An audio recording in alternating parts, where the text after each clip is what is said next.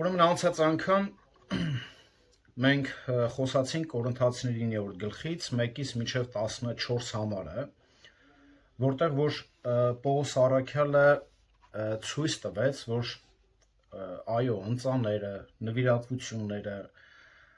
ֆինանսական աջակցությունները դա Տիրոջ սահմանած օրենքն է, եւ խոսած այն բանի մասին, որ ինչ է, մենք ուտելու եւ խմելու իրավունք չունենք,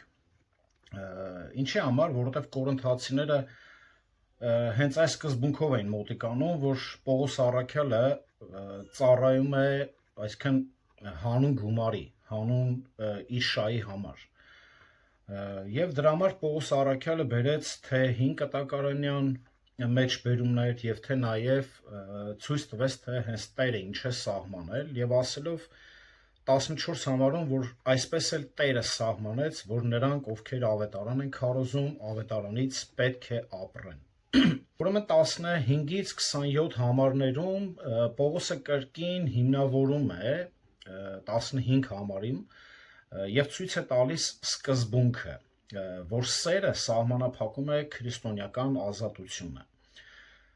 Հիմա եկեք կարդանք մինչև 15-ից 27 համարը, կուզեմ ուշադիր լինեք, որպեսզի մեր մեջ նաև հարցեր չառաջանա եւ նաև սրանից հետո ուսումնասիրեք։ Այսպես է ասում, բայց ես սրանցից ոչ մեկն էլ չօգտագործեցի եւ այս բաներն էլ չգրեցի, որ ինձ հետ այսպես վարվեք, որովհետեւ ինձ համար ավելի լավ է մեռնել, քան որ մեկն իմ պարծանքն ունայնացնի, որովհետեւ թեև ես ավետարանն եմ քարոզում, ես պարծենալու ոչինչ չունեմ, քանի որ անհրաժեշտություն է դրված ինձ վրա, վայ ինձ, եթե ավետարանը չքարոզեմ, քանի որ եթե հոժարությամբ անում եմ դա, վարձատրություն կունենամ, իսկ եթե ակամա, ավետարանի տնօրինումն ինձ է վստահված, ուրեմն իմ վարձատրությունն ի՞նչն է, այն է, որ ավետարանելիս Քրիստոսի ավետարանը ձրի տամ, որպեսզի ավետարանի մեջ իմ աշխատությունը չչարաշահեմ, որովհետև ամենքից ազատ լինելով ես ինձ բոլորին ծառա դարձրի, որպեսզի շատերին շահեմ։ Հրյաների հանդեպ հրյայի պես եղա, որ հրյաներին շահեմ։ Օրենքի տակ եղողների հետ օրենքի տակ եղողների պես եղա, որ օրենքի տակ եղողներին շահեմ։ Օրենքը չունեցողների հետ օրենք չունեցողների պես եղա, ոչ թե Աստծո առջև առանց օրենքի, այլ Քրիստոսի օրենքի տակ էի, որպեսզի օրենքը չունեցողներին շահեմ։ Թույլերի հետ թույլերի պես եղա, որ թույլերին շահեմ, ամենքի հետ ամեն ինչ եղա, որ կարողանամ բոլոր միջոցներով ոմանց փրկել։ Եվ այս անում եմ ի սեր ավետարանի, որպեսզի ես էլ ձեզ հետ մասնակից լինեմ նրան։ Չգիտեք, որ մրցության մեջ բոլորն էլ վազում են, սակայն մեկն է ստանում մրցանակը։ Ուրեմն այնպես վազեք, որ կարողանաք նվաճել։ Եվ ամեն մի մրցորդ ամեն բանի մեջ չափավորություն է պահում։ Նրանք մրցում են եղծանելի պսակի համար, իսկ մենք անեղծ։ Ուստի ես այսպես եմ վազում, ոչ թե անստուգաբար, ես այսպես եմ պայքարում, ոչ թե մեկի պես, որ օդն է ծեծում, այլ իմ մարմինը ճնշում եմ եւ հնազանդեցնում, որ չլինի, թե ուրիշներին քարոզեմ, իսկ ինքս անարժան գտնվեմ։ Ամեն։ Այո, տեքստը բավականին երկար է, կա շատ նրբություններ, որի մասին էլ հենց որ պետք է խոսենք, ուրեմն այստեղ տեքստը բաժանել եմ ես 3 մասի,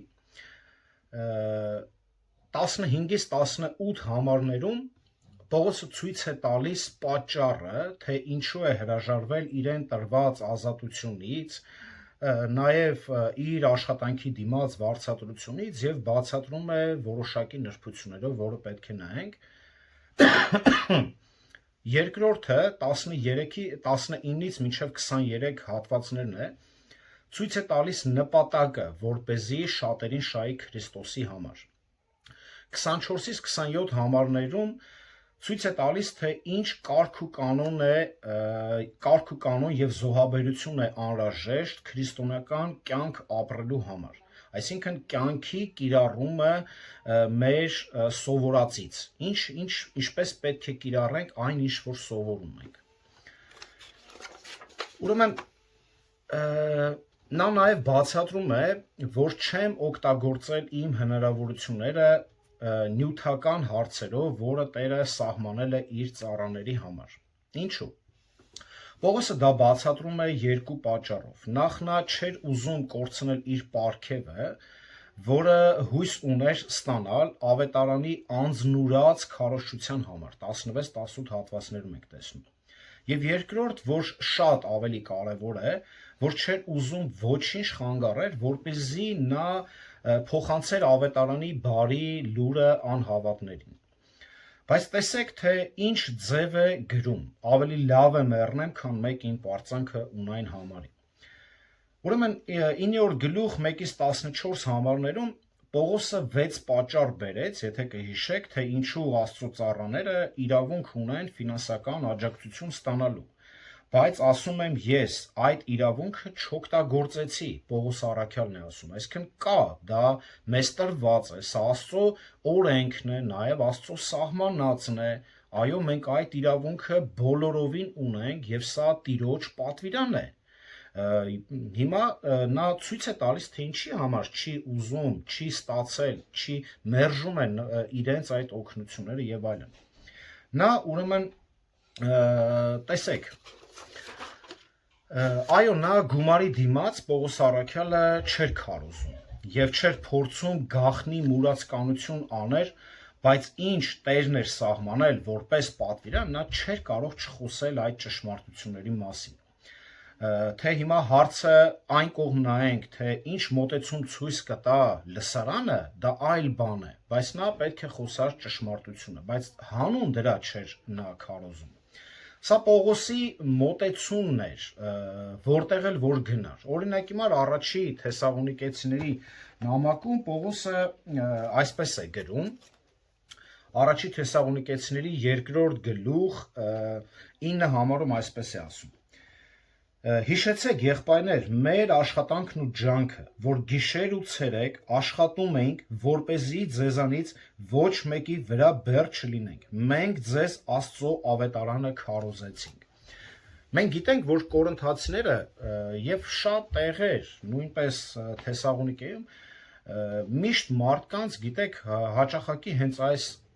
մականուն են դնում, որ գիտեք, այս մարդիկ քարոզում են ավետարանի համար։ Եվ Պողոսի ամբողջ նպատակը հենց նա էր։ Այսինքն ոչ թե այդ գումարը սկզբից նա գալիս էր քարոզում էր, այսինքն Պողոսի ամբողջ նպատակը մարդկության փրկությունն էր։ Այսինքն Պողոսին պետք էր, որ մարդիկ նախ դարձի գային եւ հետո հաստատվեին վարդապետության մեջ, որից հետո նա կխոսար այլ ճշմարտությունների մասին, որոնցից մեկն էլ հենց ֆինանսական հարցերն է։ Բայց հետագայում Պողոսը աջակցություն ստացավ հենց նույն Թեսաղոնիկեցիներից։ Երկրորդ Կորինթացիներում տեսեք այսպես է գրում, երկրորդ Կորինթացիների 11-րդ գլուխ 8-ից 9 համարներում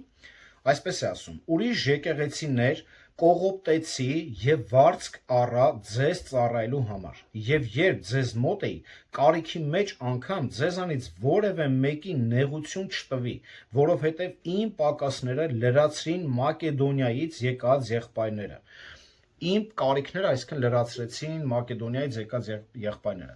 Անկասկած այս եկեղեցին հենց այլ մակեդոնական եկեղեցիներից էր, որոնք օգնեցին առաքյալին։ Ասեմ, որ այստեղ կողոպտել բառը բնագրում չի նշանակում էլի գողացա, այս բառը շուլաո բառն է,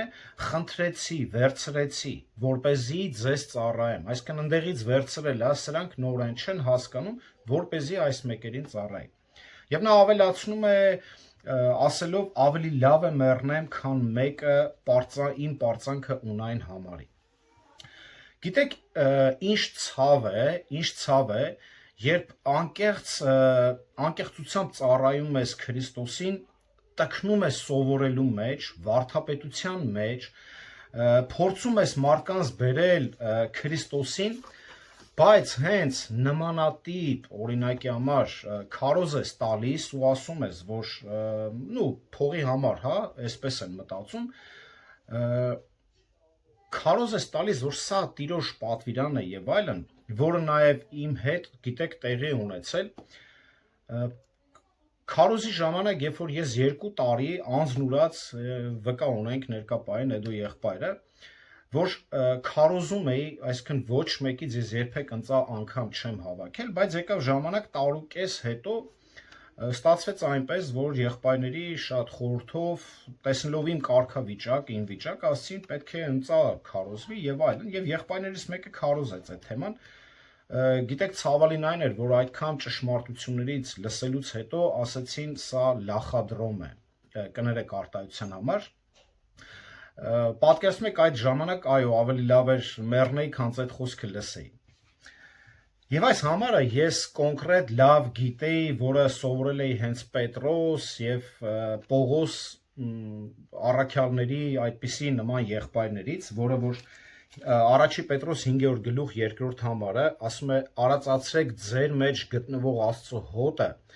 վերակացու լինելով ոչ թե ակամա, այլ կամավոր, ոչ թե անարգ շահախնդրությամբ, այլ հոժարությամբ։ Ես այս համարը շատ լավ գիտեի։ Հիմա Պողոսի վիճակն է, երբ որ մարդը,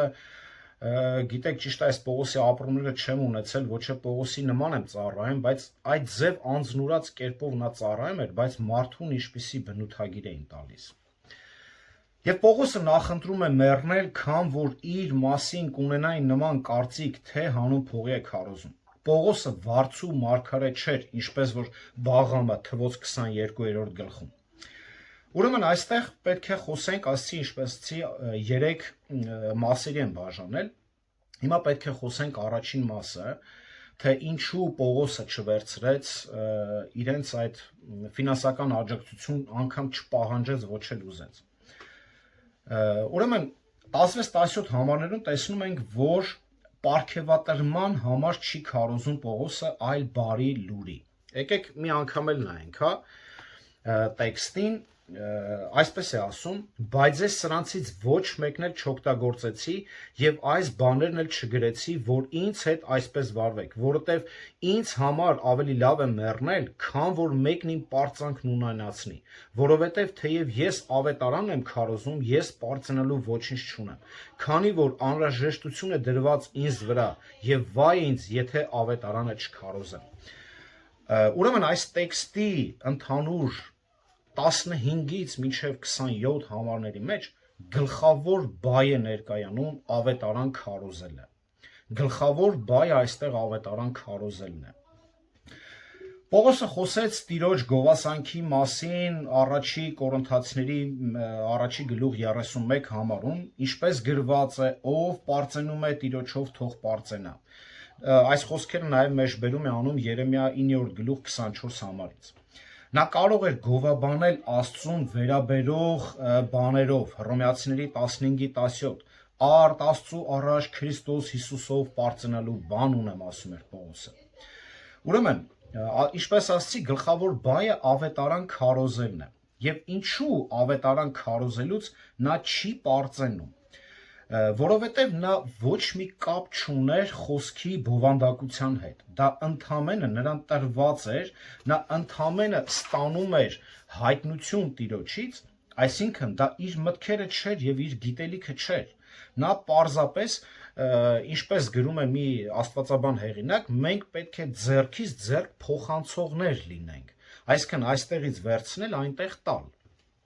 Այդ պատճառով էլ նա գերադասում էր մեռնել 15 համարում, քան թե մեկը Աստծո կողմից տրված իր արտոնությունը ունայն կհամարի կամ էլ կասի շահի համար ես քարոզում։ Կխնդրեմ չափազանց ուշադիր լինել այս հատվածին։ Պողոսը չէր պարծենում իրեն տրված արտոնությամբ, կամ էլ ավետարանը քարոզելու կարողությամբ։ Այո, նա իսկապես քարոզիչ էր եւ քարոզում էր ավելի մեծ եռանդով, քան մեզ հայտնի որևէ քարոզիչ, բայց դա համարեց իր պարքը, այլ ոչ թե իր պարծանքը։ Բայց այսօր ավելի շատ պարծենում են քարոզիչները, փառք են փնտրում, քան թե իրենց պարքն են համարում։ Տերը հանկարծակի կանգնեցրեց նրան Դամասկոսի ճանապարհին, երբ գնում էր հալածելու հավատացյալներին Գործք առաքելոց 9-րդ գլուխ։ Եվ հետո Տերը նրան առանձնացրեց որպես հեթանոսների առաքյալ։ Պողոսն այս իմաստով հնազանդվեց Աստծո կոչին։ Նա չդիմադրեց երկնային այդ տեսիլքին, ինչը որ ասում է Գործք առաքելոց 26-րդ գլուխ 19 համարում, ուստի ով Ագրիպպա սարքա եւ երկնային տեսիլքին անհնազանդ ես չեղա, այսինքն այն ինչ որ ինձ տեսա տվեց Տերը, ես դրան անհնազանդ չեղա։ Այսինքն այստեղ ցույց է տալիս, որ Պողոսի ցանկությունը չէր, որպեսզի նա գրար ավետարան քարոզել։ Նա իսկապես այլընտրանք չուներ,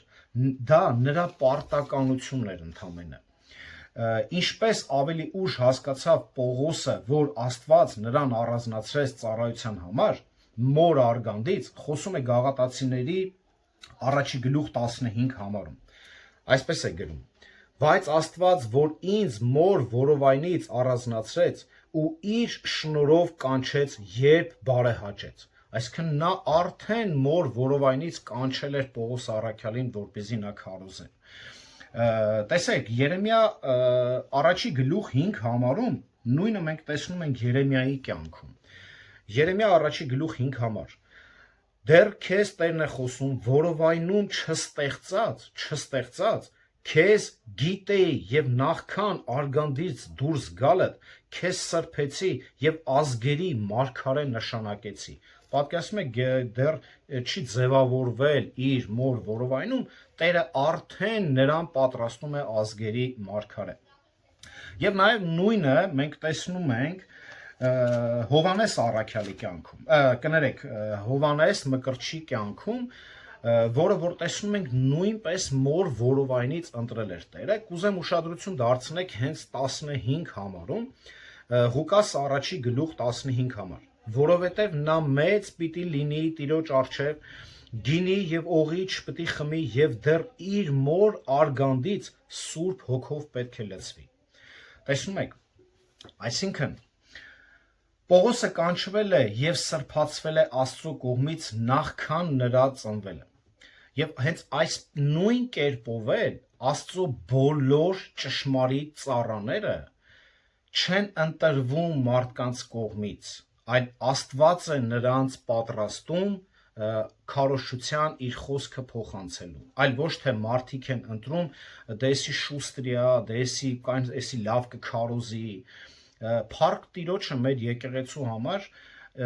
որտեղ որ մեզ ոչ մեկ չի ֆինանսավորում, հատուկ աջակցություն չի ցույց տալիս, որպեսզի որ մենք քարոզենք եւ ոչ մեկի չենք ենթարկվում։ Մենք միայն ենթարկվում ենք Աստծո խոսքին, մեր հովիվներից 4 եղբայր կան, Դավիթը, Հայկը, Հովնանը եւ ես, մեզ ոչ մեկ հատուկ դրա համար չի ֆինանսավորում, որ մենք քարոզենք եւ չեղավ, եւ որի համար ես փառք եմ տալիս հենց մեր Տիրոջը։ Երեմիայի նման Պողոսը չէր կարող չքարոզել, ուշադիր, երբ Երեմիան հուսահատված էր, մերժված եւ լքված էր, չգիտեմ հիշում եք այս տեքստը թե ոչ, բայց խորհուրդ կտամ կարդաք, ծաղրի ենթարկա էր դարձել հանրության կողմից, նա փորձեց դադարեցնել անգամ քարոզչությունը, ել չէր ուզում քարոզել, բայց դա նրան չհաջողվեց։ Ինչ է ասում, եկեք կարդանք Երեմիա 20-րդ գլուխ 9-րդ համարը, եւ նա արդեն պատմություն ընդհանուր չեմ պատմում, բայց տեսեք նա ինչ է ասում, երբ որ ել չէր ուզում քարոզել։ Երեմիան է խոսում, ապա ասացի, չեմ հիշատակելու նրա անունը, բարձրելի անունը, այլևս չեմ խոսի նրա անունից, այն ժամանակ սրտիս մեջ վառված կրակի պես դարձավ այն, ոսկորներիս մեջ պահված, կրելուց հոգնեցի եւ չդիմացա։ Պատկերացնում եք ինչ ճնշում է գալիս բարձրալի կողմից, ոնց ես քեզ ընտրել եմ, որ դու պիտի քարոզես, ու դու չես ուզում քարոզես։ Եվ Պողոսը այսպես է գրում Կողոսացիների առաջի գլուխ 25 համարում, եկեք կարդանք։ Կողոսացիների առաջի գլուխ 25 համարում այսպես է ասում. որի սպասավորը դարձա ըստ Աստծո տնտեսության, որ ինձ տրվել է, որպեսզի ձեզ համար Աստծո խոսքը լրացնեմ։ Եվ այստեղից կրկին ուշադիր, եւ այստեղից հետեւություն պետք է անենք, որ Աստված է տալիս մարդուն քարոզելու կարողությունը, ինչքան էլ քեզ որ ինչ էլ որ սովորես, որտեղ էլ Աստված է տալիս։ Աստված է ձեռնադրում որպես քարոզիչ, որն էլ երևում է նրանով, որ տքնում է խոսքի բացատրության մեջ եւ երկյուղ ունեն խոսքը չփոխելու, այլ ոչ թե շատերի պես ոչ խոսքն են տիրապետում, ոչ երկյուղ ունեն, այդ պատճառով էլ հպարտ են ու մարդկանց կողմից իրենց տրված փառքն են վայելում, բայց Պողոսի առաջնային նպատակն էր ավետարանը հասցնել բոլոր մարդկանց ոչ թե իր փառքը փնտրելու եւ ոչ էլ հասարակության վերին խավի ճաշակը բավարարելու համար։ Եվ սա է հենց ճշմարիտ քարոզիչը։ Դրա համար էլ ասում է, ես եթե մարդկանց հաճեսնեմ, ես Աստծո ծառա չեմ լինի, Գաղատացիս 1:10։ Վաղ թե ուշ Տիրոջ կողմից կանչված յուրաքանչյուր քարոզիչ գիտակցում է, որ սա նրա պարտականություն է Աստծո առաջ։ Աստծո կոչումը կարելի է անտեսել, այն կարելի է անտեսել, բայց փոխել չի կարելի։ Մարդը, ով մերժում է Աստծո կոչումը կամ լքում այն Երեմիայի պես, ի վերջո ոսկորների մեջ նույն ցավը պիտի զգա։ Նա չի ունենա հանգիստ։ Հիշում եք, երբ որ գնում էր քարոզելու, երբ որ Տերը իրան ուղարկում էր քարոզելու, ում մասին էր խոսքը, երբ որ կետը կուլ տվեց։ Ում մասին էր խոսքը։ Հիշում եք պատմությունը։ Հովնանի մասին։ Հիշում եք Հովնանը ընդդիմանում էր, չէր ուզում գնալ քարոզեր։ Այո, Հովնան մարգարեն ինքը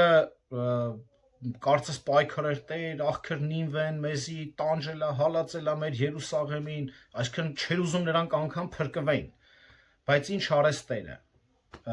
Այսինքն սա մենք պետք է հասկանանք, որ եթե Տերը ընտրել է, մենք չենք կարող չքարոզել։ Պարտադրանքի այս լուրջ զգացումից Պողոսը արտահայտվում է այսպես. Վայ ինձ, եթե ավետարանը չքարոզեմ։ Վայ ինձ, եթե ավետարանը չքարոզեմ։ Այս արտահայտությունը ընդգծված էր հին կտակարանում եւ հունական մշակույթում եւ գործածվում էր այն ժամանակ, երբ դեմ էին կանգնում ճշմարտության լուրին։ Երբ դեմ էին կանգնում ճշմարտության լուրին։ Այսպիսով Պողոսն ասում է, որ եթե նա դիմադրեր նրան այդ կանչին, նա լուրջ պատիժ կկրեր։ Քրիստոսին ծառայելը նրա անձնական որոշումը չէր, եւ նա որպեսզի կատարեր իրեն վստահված ծառայությունը, նա պետք է որ հնազանդվեր։ Պողոսը ստիպված էր քարոզել։ Ծառայություն այս բառը ցույց է տալիս հանձնարարված պարտականությունը, որը մենք պետք է կատարենք պատշաճ կերպով։ Իսկ վայ արտահայտությունը հուներեն նշանակում է OI, այսպես է կոչվում, այդ բառն է, որը ցույց է տալիս մոտալուտ պատիժ անհնազանդներից, այդ վայ բառը։ Ուրեմն, եւ այս ամենը մանրամասնելով ցույց է տալիս, որ Պողոսը հանուն գումարի չէր քարոզում, նա ավետարանը վաճառող չէր։ Եվ 18 համարում այսպես է ասում, եկեք մի հատ էլ կարդանք 18 համարը։ Ուրեմն իմ վարձատրությունն ինչ է։ Այն է, որ ավետարանելիս Քրիստոսի ավետարանը ձրի տան, որպեսզի ավետարանի մեջ իմ իշխանությունը չչարաշահեմ։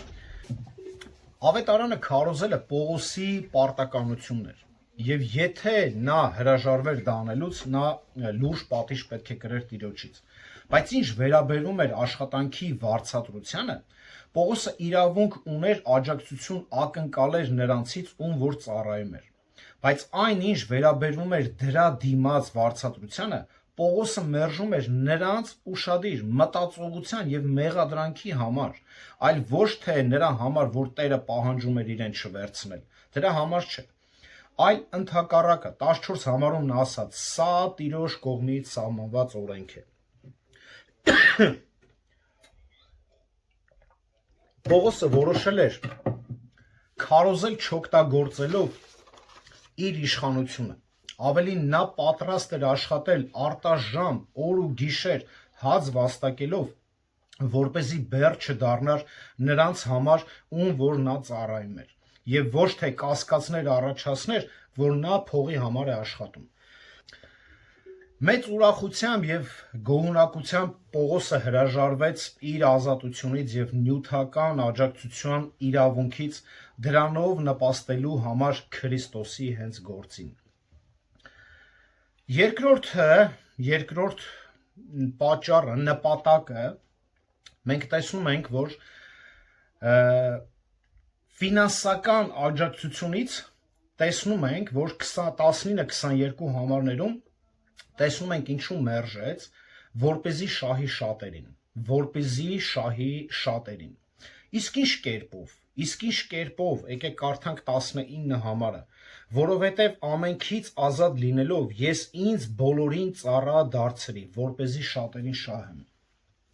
Ես ինձ բոլորին ծառա դարձրի։ 19-ից 23 համարներում տեսնում ենք Պողոսի ձեռքբերումները, ինչպես նա ծառա դարձավ եւ տեսնում ենք նրա ձեռքբերումները Քրիստոսի համար։ Եվ այս հատվածում տեսնում ենք երկրորդ պատճառը, թե ինչու Պողոսը հրաժարվեց ֆինանսական աջակցությունից, որպեսզի չփրկվածներին բերի դեպի Քրիստոսը։ Այսինքն հիմնական նպատակն էր, որը դրդեց Պողոսին չօգտագործել իր քրիստոնեական ազատությունը, որպեսզի ավելի շատ մարդկանց բերեր դեպի Քրիստոսը։ Այո, Պողոս ուներ ֆինանսական աջակցության կարիք, այո ուներ, բայց դա նրան ավելին չէր հետաքրքրում, ոչ էլ դրա համար, այլ նրան հետաքրքրում էր հոգիների փրկությունը։ Բայց նա վստահ էր, որ նաև այս իր նեղության մեջ նա վստահ էր, որ իմաստունը հոգիներ է շահում։ Առակաց 11-րդ գլուխ 30 համարը այսպես է ասում, որ արդարի պտուղը կենաց ծառն է, հոգիներ շահողը իմաստուն է, եւ նա տիրապետում էր այս խոսքերին։ Նորից արդարի պտուղը կենաց ծառն է, հոգիներ շահողը իմաստուն է։ Այսօր մենք հոգիներ ենք կորցնում, այսօր մենք հատուկ նպատակներով ծառայում ենք եւ գայթակղություններ ենք առաջ բերում, հանուն ֆինանսի, հանուն մեր շահի եւ հոգիներ ենք կորցնում։ Դրա պատասխանատուն մենք չենք կարող Տիրոջը պատասխան տալ։ Ինչ վերաբերվում է իրավունքներին, Պողոսը ազատ էր բոլորից, բայց բոլորի հանդեպ սիրուց դրդված նա հաճույքով սահմանափակվեց իր իրավունքների մեջ հանուն նրանց, ում նա ծառայում էր։ Պարզ ասած, փոխաբերական իմաստով Պողոսն իրեն ստրկացրեց բոլորի առջև։ Նա հրաժարվեց իր սովորություններից, նախասիրություններից, իր ապրելակերպից, որպեսզի չգայթակղվեն կամ չվիրավորվեն իրեն լսողներից որևէ մեկը։ Մանավանդ, որ խոչընդոտ չդառնա այն ճանապարհին, որը տանում է դեպի Տերը։ Պատկերացնում եք, ինչ զոհողություններ ես գնացել, Պողոս, ծառա ես դառել, ստրուկ ես դառել, հանուն մի բանի վիրավորանքները ամեն ինչ դու կուլ ես տալի, այո, նա ճշմարտությունը չէր շեղում, որի մասին կխոսենք նաև։ Այո, նա ուներ շատ արտոնություն, բայց Պողոսի ունեցած սերն ավելի ուժեղ գտնվեց եւ արգելեց նրան օգտագործել իր ազատությունը, արտոնությունը հանուն թույլ հավատացյալների կամ նաև չփրկվածների, դեռ մարդիկ, ովքեր որ չէին փրկվել։ Նրանց խղճի վրա չազդելու համար ուշադիր, նա իր կյանքում ամեն ինչ ենթարկեց սիրո հսկողությանը։ Նա իր կյանքում ամեն ինչ ենթարկեց սիրո հսկողությանը։ Եվ սա չենք խոսում Պողոսի նաև միայն կյանքի, նաև մենք պետք է կարողանանք այս ամենը գիտակցել։ Երանի թե մենք բոլորս առաջնորդվենք հենց այս սկզբունքով։ Մի խոսք կա, չէ, ասում է, եթե ծաղիկը տենաս ինչ կանես, ասում է դե կպոկեմ, ասում է իսկ եթե սիրես ինչ կանես, ասում է կջրեմ։ Իմաստը հասկացանք։ Եթե մարդուն սիրում ենք, արմատախիլ չենք անի։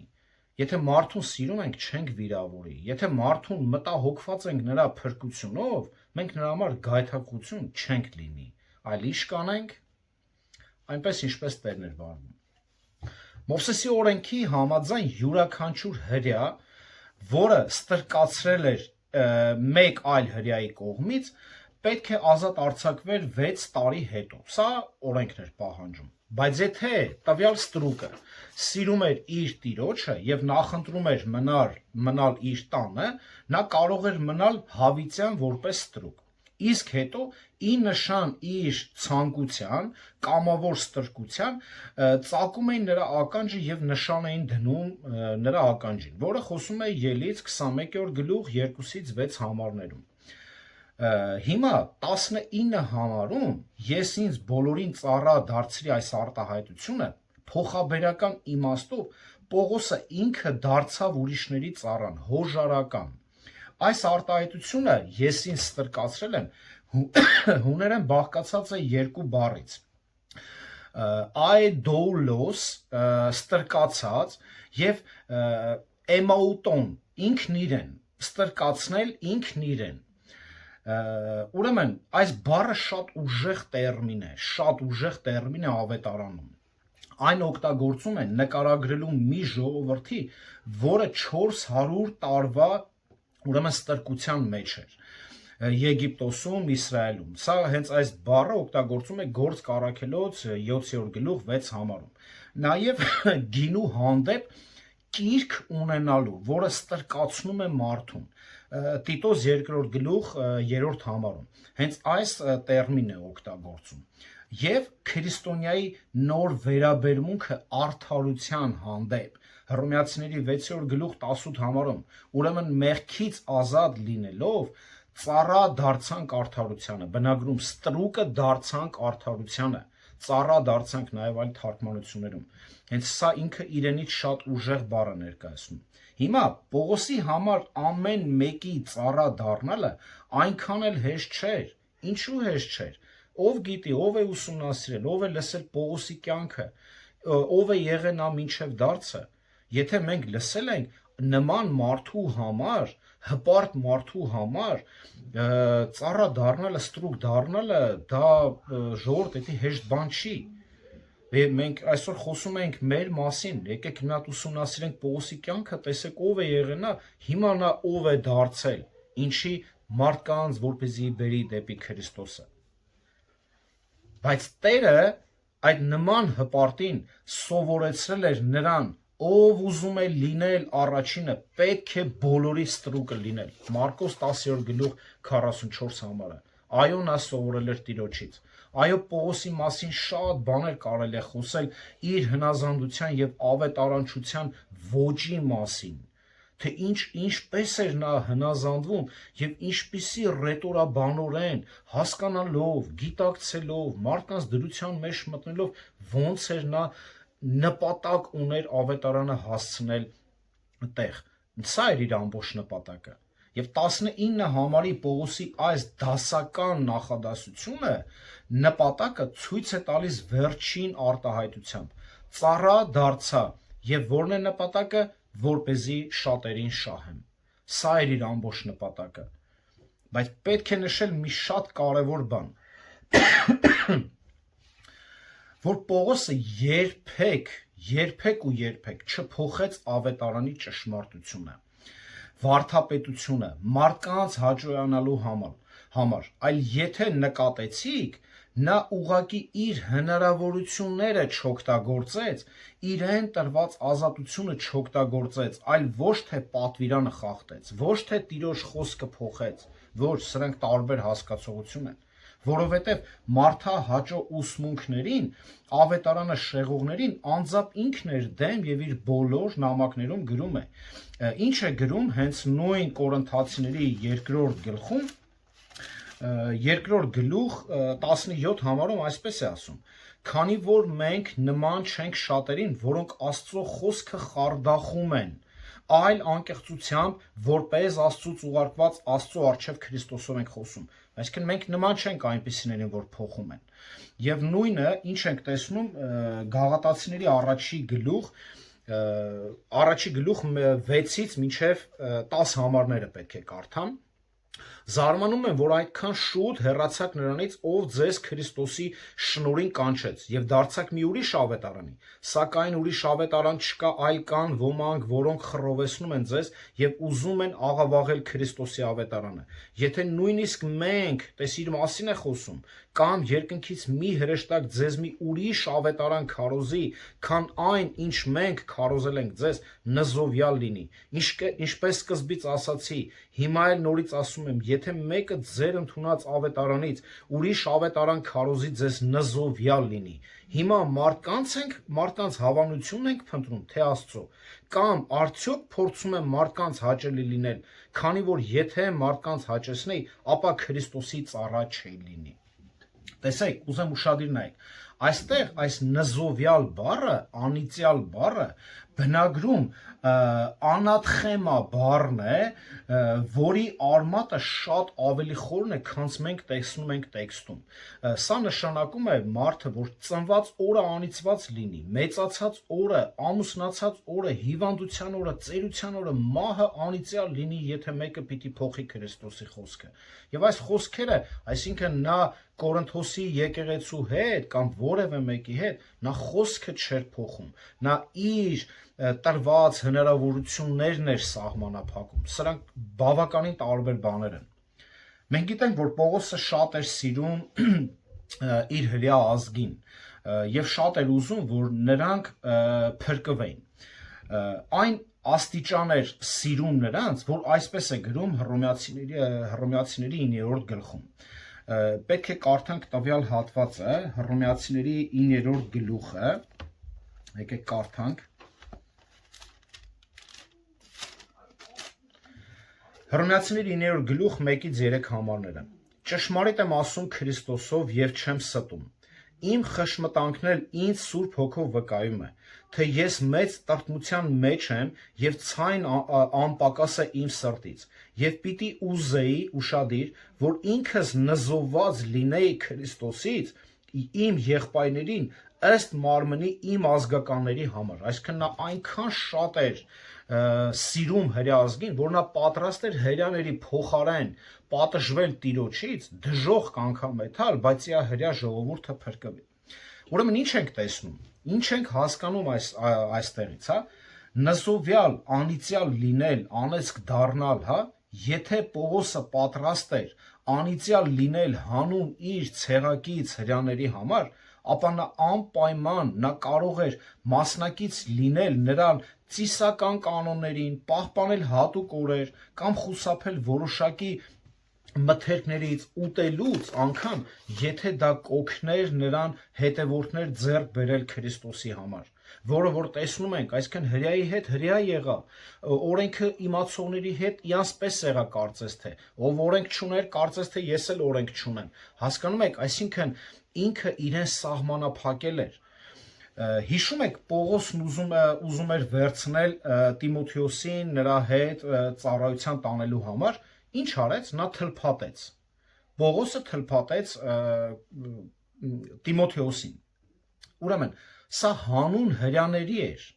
Հանուն հրյաների նա նպատակ ուներ։ Եթե դու եթաս Հրեաստանում քարոզես, եթե դու թլփատված չես, դու ով ես, ինչ իրավունք ունես իրանց եթաս քարոզես։ Հիմա հանուն դրա եկա հասուն տղու թլփատում է, որպեսզի տանին դե, որ այս ժողովուրդը, որ անկեղծ Պողոսը չէր կարա ստեր, ասեր, դե հա, թլփատված է, բայց իրականում չլներ, իր ճշմարտությունը, մաքրությունը պայլոմար պարզ խոսալու համար եւ հրյաներին գայթակղություն չնելու համար նա թլփատեց Տիմոթեոսին, ինչու, որպեսզի նորից կարողանար ավետարանը փոխանցել։ Այս թլփատությունը ոչ մի օգուտ չբերեց, ոչ Պողոսին, ոչ Տիմոթեոսին, բայց կարող էր մեծ օգուտ բերել այն հրյաներին, որտեղ որ պատրաստում էին քարոզել։ Կարդանք 21-րդ համարի երկրորդ կետը, հա, 21-րդ համարի երկրորդ կետը։ Ոչ թե Աստծո առջև առանց օրենքի, այլ Քրիստոսի օրենքի տակ, որպեսզի օրենքը չունեցողներին շահեմ։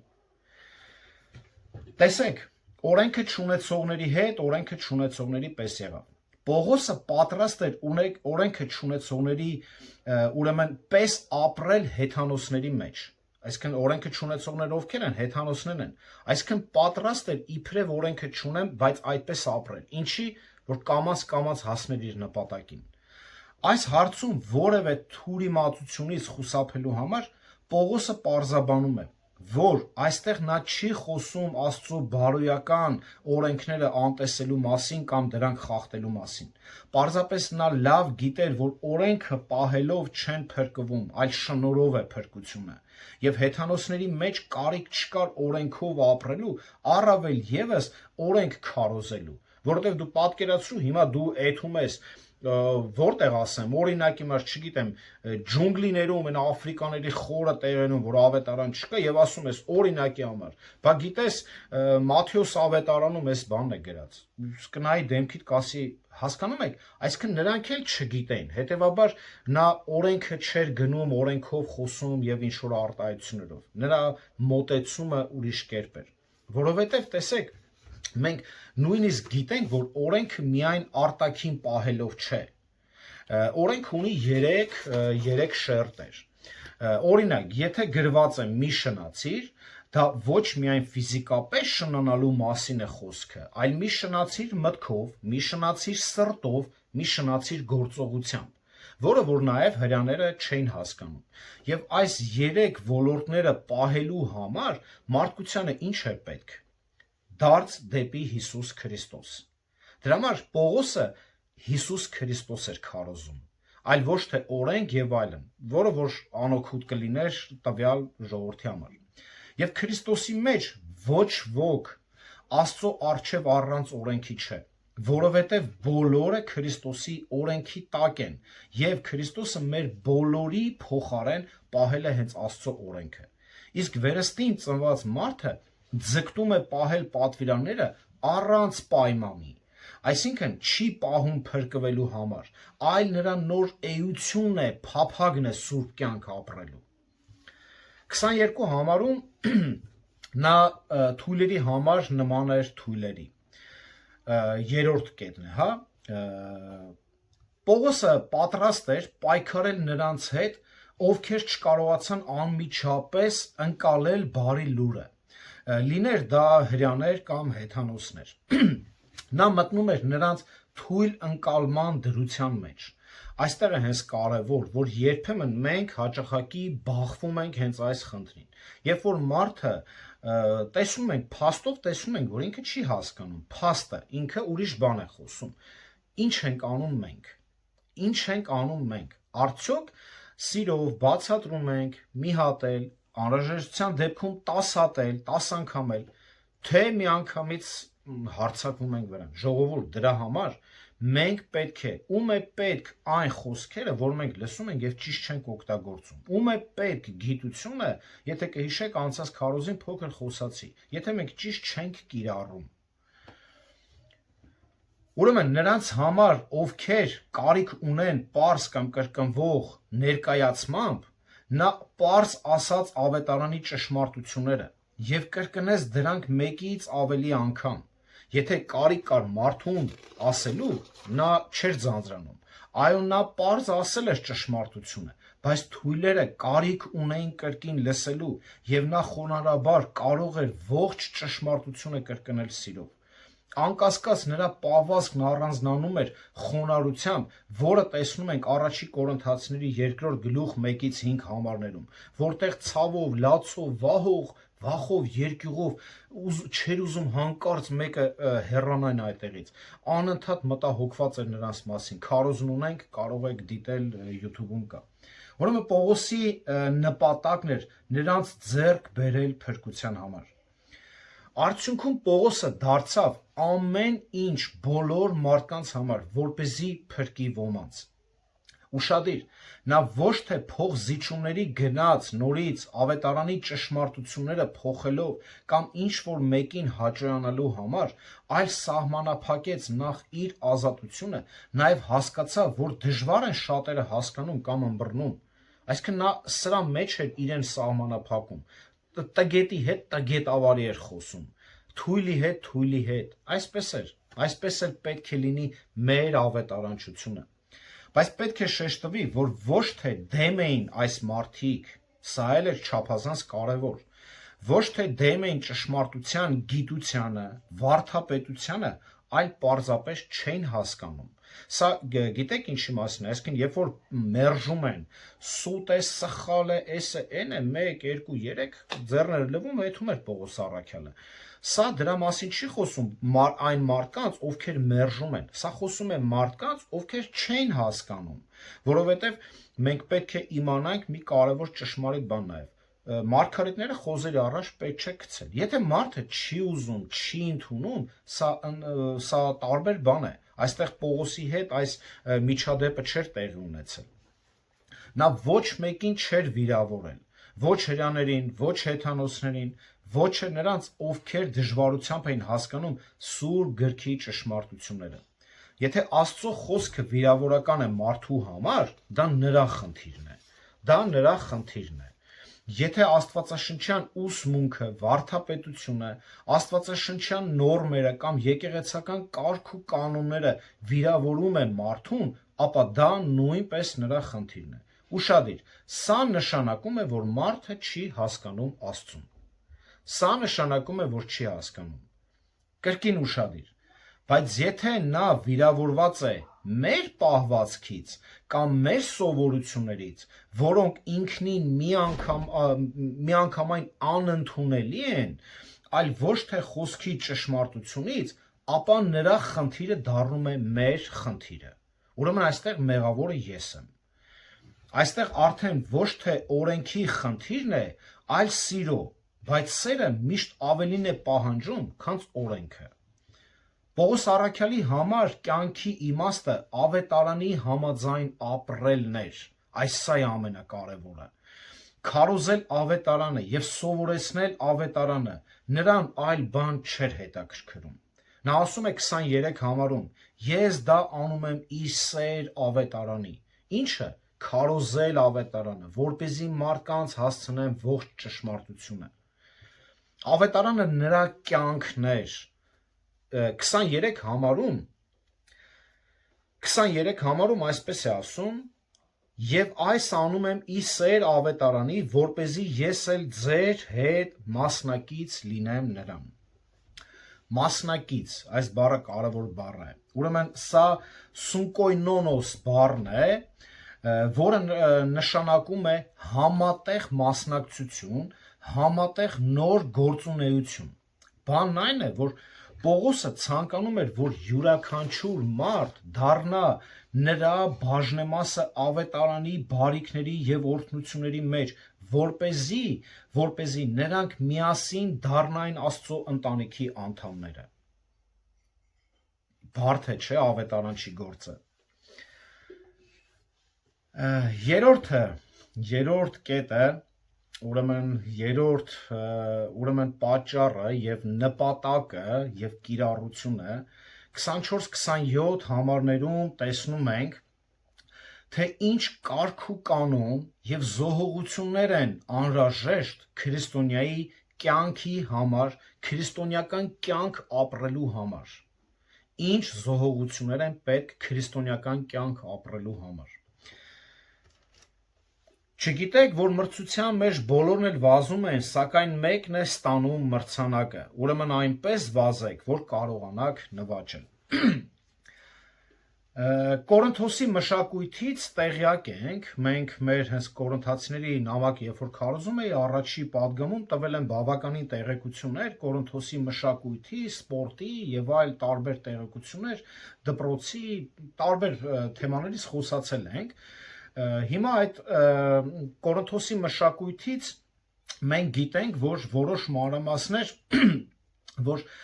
նրանք ուրեմն ունեն սպորտաձևեր։ Քաղաքում զարգացած էր հիմնականում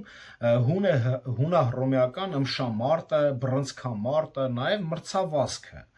Այս մրցասպարեզի եւ ուրեմն մրցասպարեզի նմանության միջոցով Պողոսը ներկայացնում է, թե ինչ կարգ ու կանոն զոհողություններ են անհրաժեշտ քրիստոնեական կյանք ապրելու համար։ Սահմանափակելով ձեր ազատությունը նշանակում է ձեռնպահ մնալ ինչ-որ բաներից։ Մեր մեղավոր ուրեմն բնությունը երբեմն դիմադրում եւ մերժում եւ սահմանափակում է անտեսելով հոգեվոր ազատությունը։ Մի բան է արտահայտվել,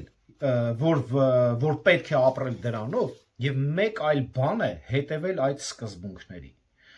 Պողոսը հետևեց դրա համար էլ նա ցանկանում էր հենց մրցանակը ստանալ։ Մի փոքր տեղեկություն տամ, հին հույները ուրեմն ունեցել են երկու մեծ սպորտային փառատոներ, օլիմպիական եւ իսթմիկական խաղեր են կոչվել։ Իսթմիկական խաղերը անցկացվում էին ուրեմն Կորինթոսում եւ հետեւաբար լավ հայտնի էին նրանց, այսինքն նրանք երբ որ խոսում էր Պողոսը, քաջալերակ տեղյակ են ինչի մասին էր, ում որ դիմում էր, հա, Պողոսը։ Մրցույթի մասնակիցները պետք է ապացուցեին, որ նրանք քրտնաջան մարզվել են 10 ամիս, սրա պայման էր։ Այս 10 ամիսներից վերջինը նրանք անցկացնում էին հենց կոնկրետ Կորինթոսում եւ ամեն օր մարզվում էին սպորտային դաշտում եւ մարզասրահներում։ Վազքի ուրեմն մրցումները միշտ եղել են խաղերի գլխավոր տեսարանը, որը կորինթացիները հենց շատ էին սիրում։ Այսինքն միշտ այդ խաղերին, օլիմպիական խաղերին եւ այլ նրանք միշտ մասնակից են։ Պողոսը դրանք օգտագործում է փոխաբերական համեմատության համար, ցույց տալով, թե ինչպես պետք է լինի քրիստոնյայի կյանքը։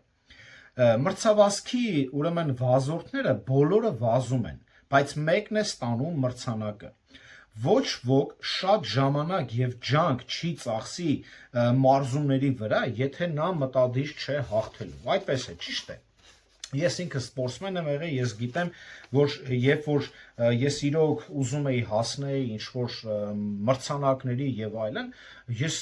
ահավոր էի պարապում այդ վերջի 1, 2, 3 ամիսը, բայց եկավ ժամանակ, որ ես սկի հավես չունեի, ինձ չէի տանջում։ Ուրեմն մեծ տարբերություն կա սպորտային մրցույթի եւ քրիստոնեության միջեւ։ Բանն այն է, որ յուրաքանչյուր քրիստոնյա կարող է հաղթել վերջում, ով վճարում է ծանր մարզումների գինը։ Մրցավազքի մեջ հաղթում է մեկը, բայց քրիստոնեական կյանքում կարող են հաղթել բոլորը, կարող են։ Մենք մրցում ենք ոչ թե միմյանց հետ, այլ ճանապարհին խոչընդոտների հետ, գործնական, ֆիզիկական եւ հոգեվոր, որը կարող է խանգարել մեզ։ Նպատակն է շահել Քրիստոսին։ Այսինքն մեր այս վազքի պայքարի մեջ որն է, որպեսզի շահենք Քրիստոսին։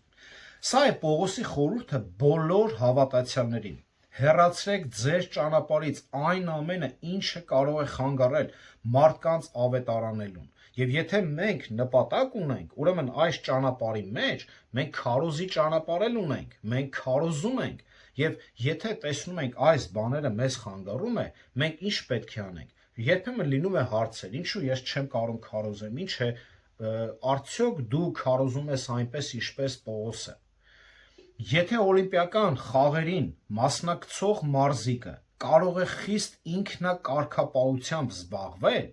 իրեն զրկել որոշ բաներից, դիետա պահել, որոշ բաներ չուտել, քրտնաջան աշխատել, ինչու քրիստոնյաները հարց է տալիս, չեն կարող նույն անել, հարցնում է Պողոսը։ Ինչու մենք չենք կարող որոշ բաներ մեր կյանքից հեռացնել, հասկանում եք, հոգևոր դիետա պահել, որպեսզի մենք էլ ապրենք նույն քրիստոնեական կյանքը հանուն նպատակի։ Այն ինչ նրանք պայքարում են փտտող թագի համար, իսկ քրիստոնյաները չփտտող։ Իսթմիկական խաղերի հաղթողները որպես պարգև ստանում էին սոճու ծաղկեպսակ։ Տեսած էլ կլինեք, մինչև հիմա էլ այդպիսի բաներ կա։ Ծաղկեպսակը հերոսի խորհրդանիշն է։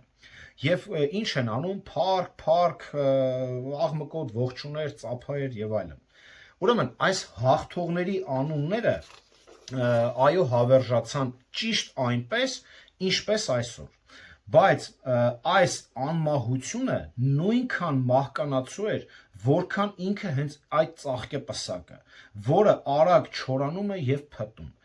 Երկուսն էլ փչացող են։ Քրիստոնյաները չեն վազում կարճատև թագի կամ անցողիկ փառքի հետևից։ Նրանք արդեն իսկական անմահություն են։ Քրիստոնյաները իսկական անմահություն են։ Նրանք վազում են ստանալու իրենց նախնիների թագը, գիտելիքը, որը կտա Տերը արդար դատավորը հենց այն օրը։ Երկրորդ Տիմոթեոս 4:8 համարում այսպես է գրում Պողոս առաքյալը։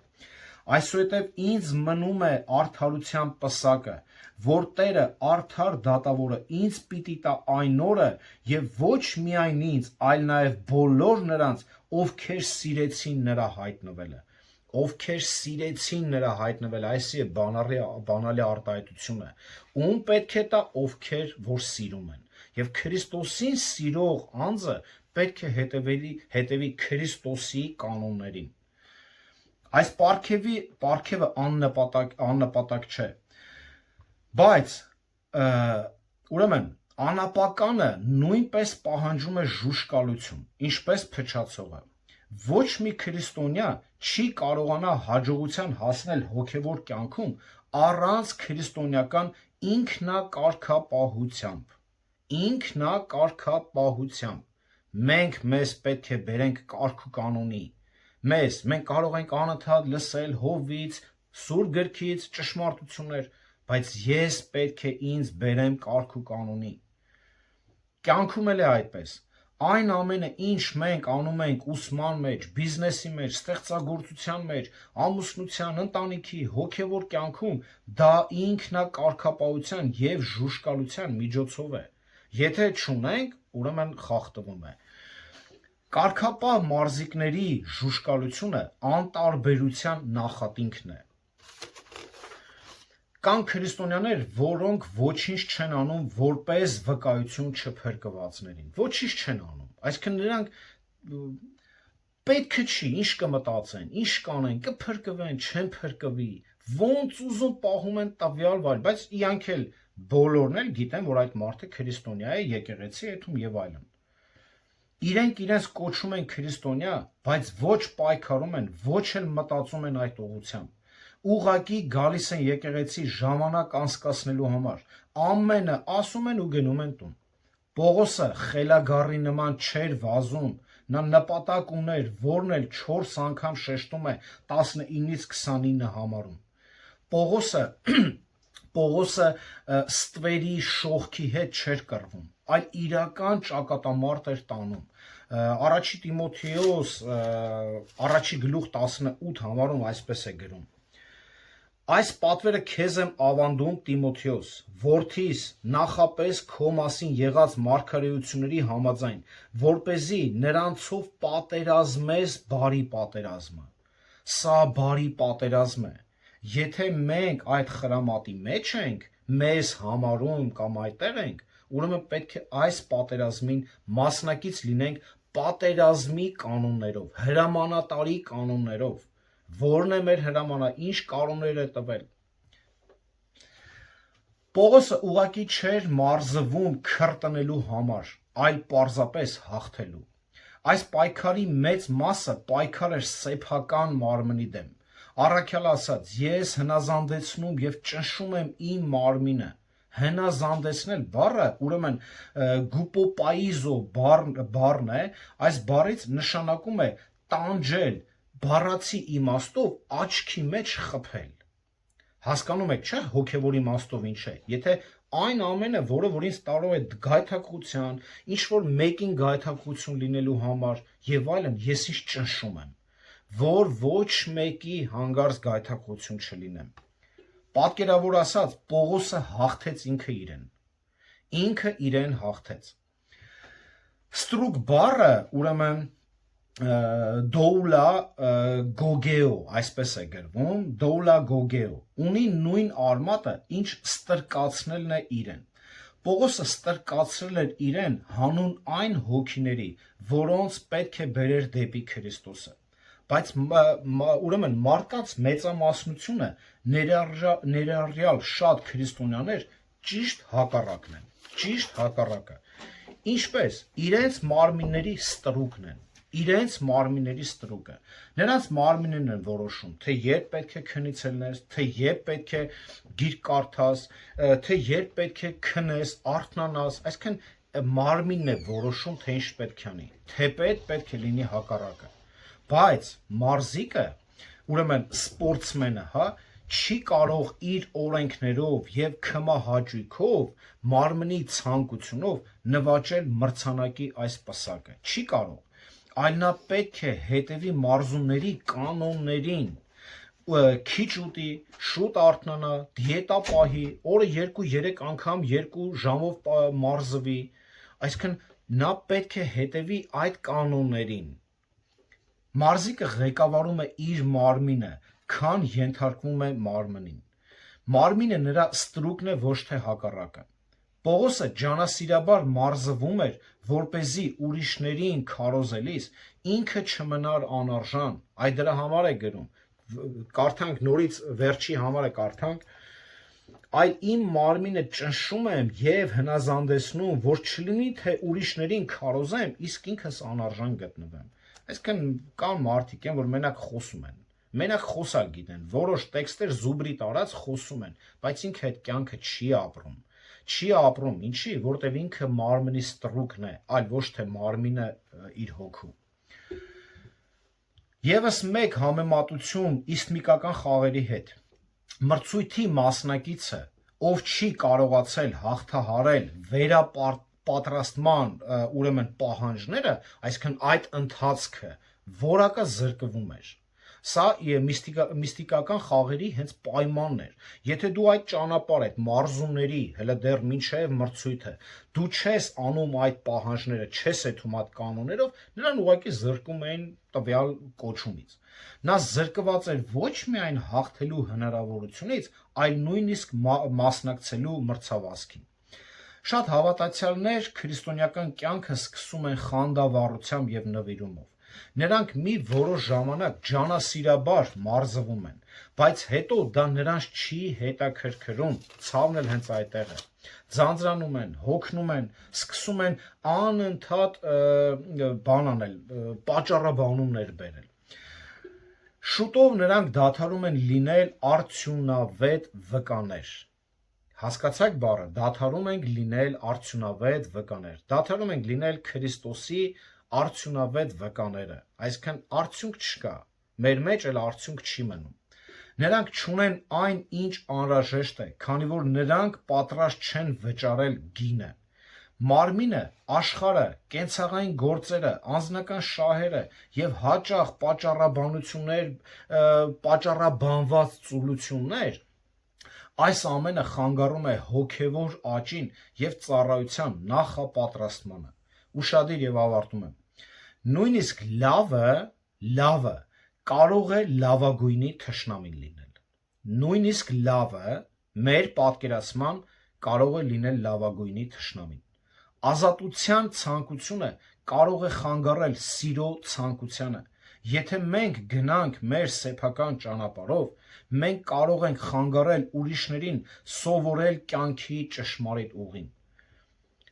Հոգիները ձեռք են բերում նրանք, ովքեր պատրաստ են ենթարկվել Սուրբ Հոգուն ցանկացած ժամանակ, երբ Հոգին որոշի օգտագործել նրան։ Եվ եկեք 1-2 խոսք խոսանք կիրառական մեր քայլերի մասին եւ ավարտենք։ Ուրեմն առաջի համատեքստը, առաջին մեր գործնական քայլերը ամեն պարագայում կգնահատեն թե ոչ, կչարախոսեն թե ոչ, կվարձատրեն մեզ թե ոչ, քարոզեք ավետարանը։ Եվ ձեր գովասանքը եւ վարձատրությունը սպասեք Տիրոջից, այլ ոչ թե մարդկանցից։ Երկրորդ, տարբեր ուրեմն մարդկանց քարոզելուց հասկացեք մի կարևոր բան, որ նա չունի այն գիտությունը, ինչը որ դու ունես, հասկացի նրան, մտի նրա դրության մեջ եւ օգտագործի աստվածային սերը եւ գիտությունը նրան շահելու համար։ Օգտագործի աստվածային սերը եւ Աստծո տված գիտությունը նրան շահելու համար, այլ ոչ թե մեր պարծանքի համար, այլ ոչ թե հպարտության համար, որ ես գիտեմ դու չգիտես, ծաղրանքի համար ձեր առնելու, մեզ Տերը այդպես չի սովորացնում։ Եթե մենք այդպես ենք վարվում, սա նաև ցույց է տալիս, որ մենք չունենք այդ գիտությունը, որ մենք չունենք, որտեղ ում է պետք այն գիտությունը, եթե ճիշտ չենք օգտագործում։ Եվ երրորդ, այն գիտությունը, ինչը որ ստանում ես Տիրոջից, օգտագործի նաև Տիրոջ փառքի համար։ Ճիշտ օգտագործի ոչ թե մարդկանց վանելով, այլ դեպի Քրիստոսը բերելով։ Ում է պետք, նորից եմ կրկնում, այն գիտությունը, որը բարի նպատակ չունի, Ում է պետք այն գիտությունը, որի նպատակը բարի չէ։ Սա է մեր սիրո Աստծո եւ եթե տեսակ ուշադրություն ընդհանուր տեսքը, հա, մեր սիրո Աստվածը, որը ամեն մի տկարի, թույլի, շեղվածի,